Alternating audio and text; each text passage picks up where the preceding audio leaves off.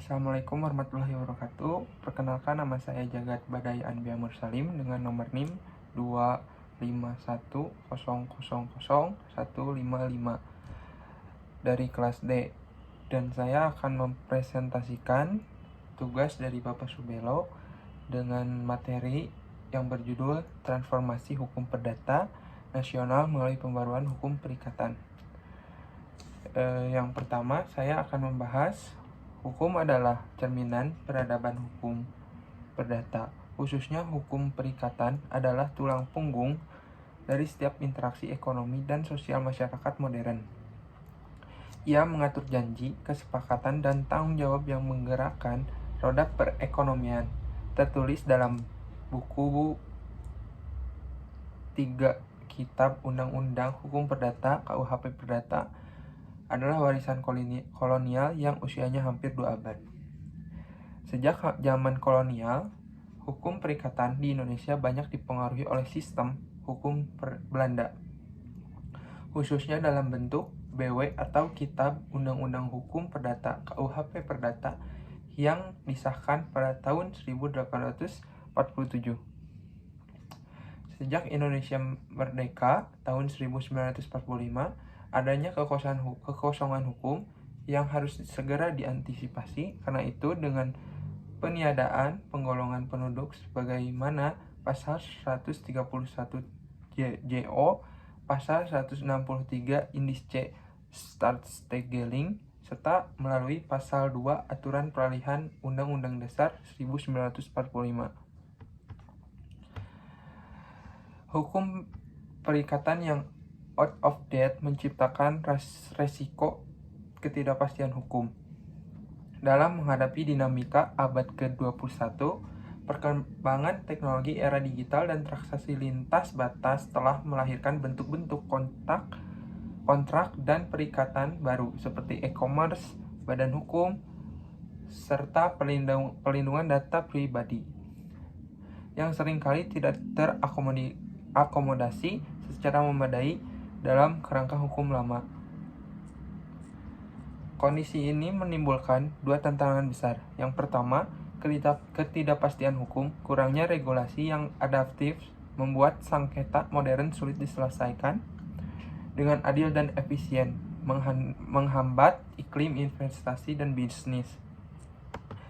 2. Kesenjangan keadilan. Norma-norma lama gagal memberikan perlindungan yang memadai bagi pihak yang lebih lemah, terutama dalam kontrak baku dan transaksi digital.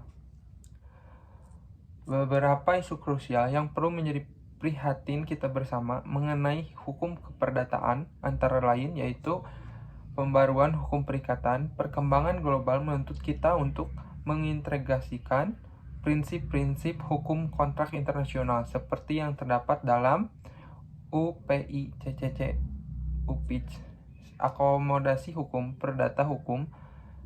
Dalam penyusunan perikatan nasional, penting sekali untuk memastikan asas-asas hukum perikatan Islam terakomodasi dan disinkronkan, karena prinsip-prinsip syariah sebenarnya dapat diakui dan menyesuaikan sepanjang tidak melanggar larangan seperti gharar, maisir, riba, dan haram. Kita harus menghindari kesan bahwa semua hukum perikatan hanya bersumber dari hukum barat.